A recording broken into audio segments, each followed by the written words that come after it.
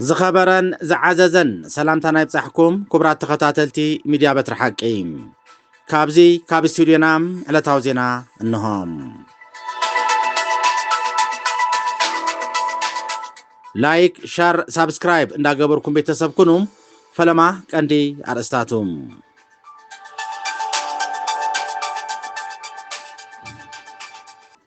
ኢትዮጵያ ተካይዶ ዘላ ተጻባኢ አጀንዳ ናይ ወጻኢ አእዳው ዘለዎ ይኽብል መንግስቲ ኤርትራ ከሲሱሎም ዝርዝር ሓበሬታ ቀርቢው ተኸታተሉ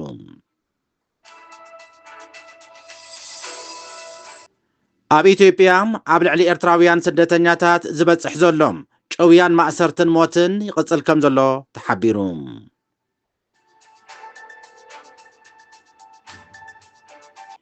ነዳዲ ንምቁጣብ ኢትዮጵያ ትርከበን ሃገራት ዓለም ስጉምትታት ይወስዳ ከም ዘለዋ ተገሊጹ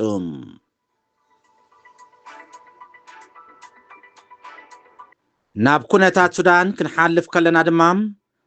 እታ ብነዳድን ወርቅን ሃብታም ዝኾነት ካርድፉን ሕጅውን ብደብዳብ ድሮን ትናወጽ ከም ዘላ ተገሊጹ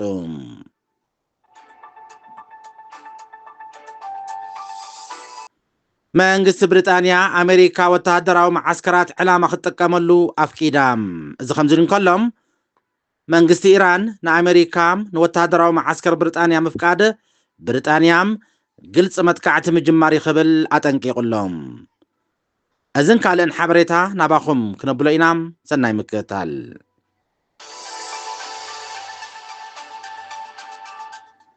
እዚ ሚድያ በትሪ ሓቂ እዩ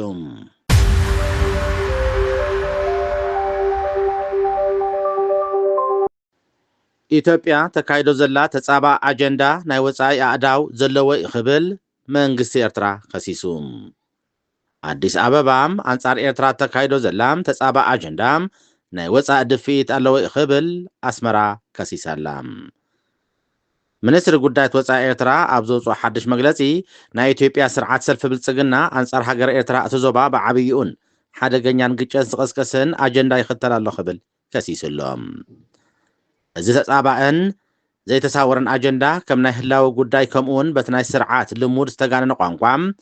ኣገዳስነት ሉዓላዊ ኣፍ ደገ ባሕሪ ከም ዝኾነ ዝገልጽ እዩ ይብል እቲ ብመንገዲ ማዕከን ዜና ኤርትራ ዝወፀ ጽሑፍ እቲ ብኽፍሊ መጽናዕትን ሰነድን ናይቲ ሚኒስትር ዝተዘርግሐ ጽሑፍ ነቲ ኢትዮጵያ ዝጠልቦ ዘላ ዋንነት መሰልን ኣፍ ደገ ባሕሪ ዝነጽግ ኮይኑ እቲ ቀዳማይ ሚኒስትር አብይ አሕመድ ዝርከብዎም ላዕለዎት ሰበስልጣን መንግስቲ አዘዝቲ ሰራዊትን ማዕከን ዜናታ ሃገርን ዝቃላሕ ዘሎም መግለጽታት ሉዓላውነት ኤርትራ ዝዳፈር ምዃኑ የመልክት ኢትዮጵያ እስርቲ ናይ ጂኦግራፊ ኮይና ኣይክትነብርን እያ ክብል ዝስማዕ ቀዳማይ ሚኒስትር ኢትዮጵያ አብይ አሕመድ ሃገሩ ተጠቃምነት ወደብ ጥራይ ዘይኮነም ኣብቲ ዞባ ብብዝሒ ህዝብን ቁጠባን ዝዓበየት ሃገር መጠን ኣፍ ደገ ባሕሪ ክትውንን ኣለዋ ክብል ይምውግት መራሕቲ ኢትዮጵያ ነቲ 1993 ዝተፈጸመን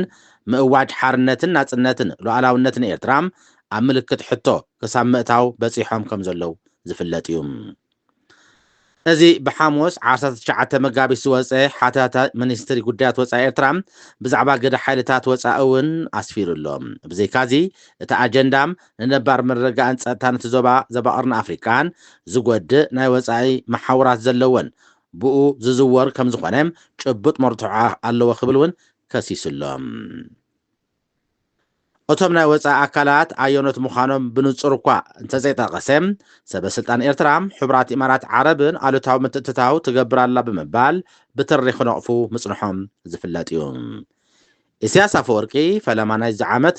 ኣብ ዘካየዶ ቃለ ምሕተት ኢማራት ዓረብ ኣብ ኩናት ሕድሕር ሱዳን ኢድ ብምእታው ሰላምን ምርግጋእን ከይፍጠር ዕንቅፋት ትኸውን ኣላ ክብል ዓሚቱ ነይሩ እዩ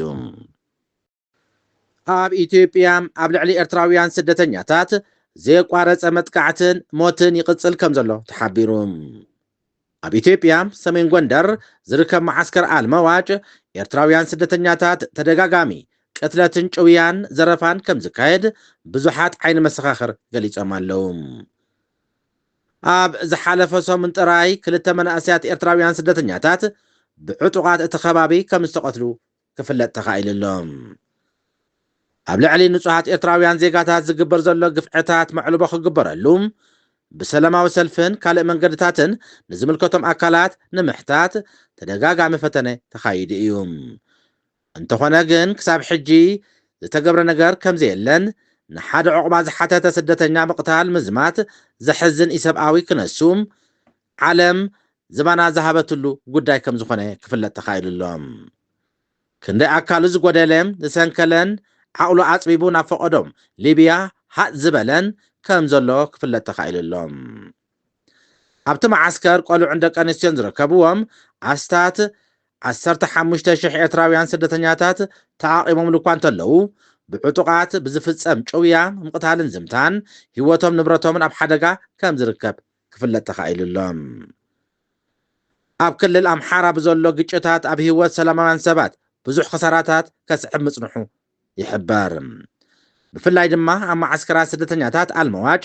ብዕጡቓት ዝግበር መጭወይትን መቕተልትን ዛጊት መግቲኢ ከም ዘይተረኽቦ ስደተኛታት ይሕብሩ ዝምልከቶ ኣካል ውሕስነት ሓለዋን ስደተኛታት ክህብ ድማ ዝተፈላለዩ ፃውዒት ክቐርብ ምጽንሑ ዝዝከር እዩ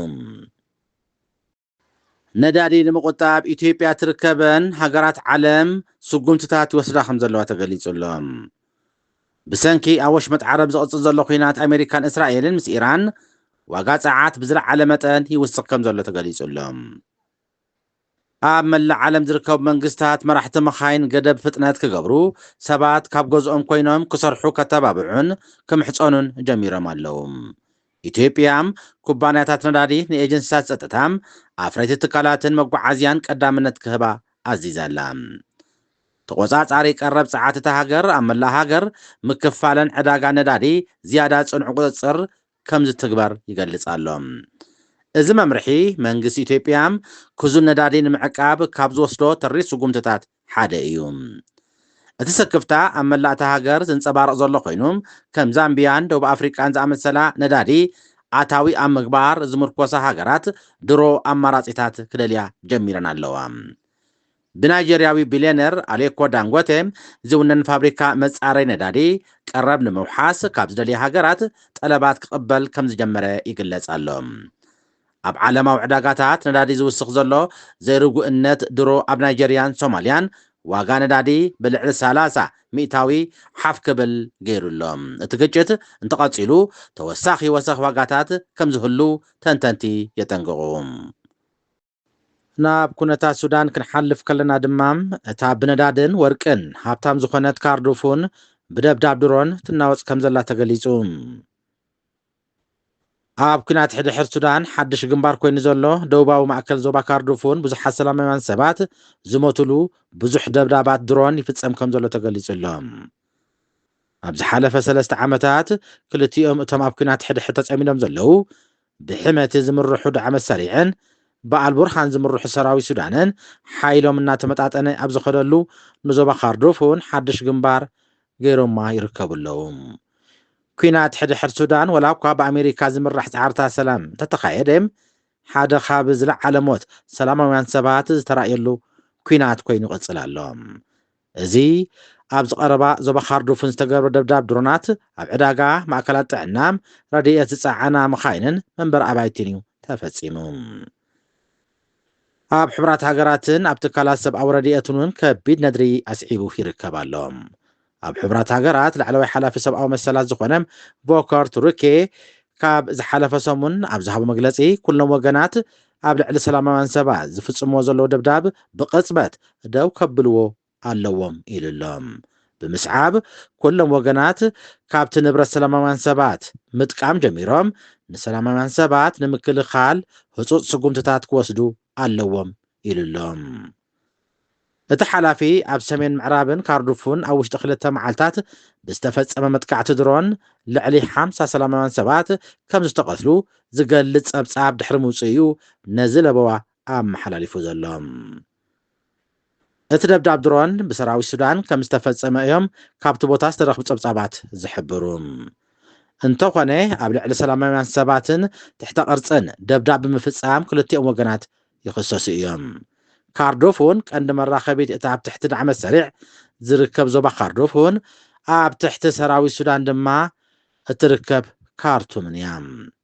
እቲ ኣብ ሚያዝያ 2023 ዝጀመረ ኩናት ሕድሕድ ሱዳን ብሰንኪ ዘይምስምማዕ ክልቲኦም መራሕቲ ዝተወልዐ ኮይኑ ክሳብ ሕጂ መዕለቢ ዘይተረኽበሉ ጉዳይ እዩ። መንግስቲ ብሪጣንያ ኣሜሪካ ወተሃደራዊ ማዓስከራት ዕላማ ክትጥቀመሉ ኣፍቂዳ።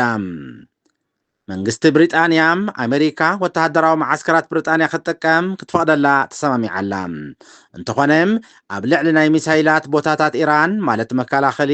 መጥቃዕቲ ንምፍፃም ጥራይ ከም ዝኸውን ተገሊጹሎም። ቀዳማይ ሚኒስተር ኬር ስተመር ብሪጣንያ ካብ ጌጋታት ኢራቅ ከም ዝተማሃረትን ኣብቲ ኣብ ልዕሊ ኢራን ዝተኻየደ ናይ መጀመርታ መጥቃዕቲ ከም ዘይተሳተፍን ገሊጹ እዩ።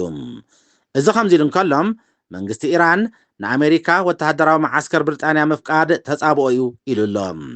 ኢራን ኣሜሪካ ንወተሃደራዊ ማዓስከራት ዓባይ ብሪጣንያ ክትጥቀም ምፍቃድ ኣብ ምጥቃዕ ከም ዘላ ምፍቃድ ከም ዝኾነ ኣፍሊጡሎም።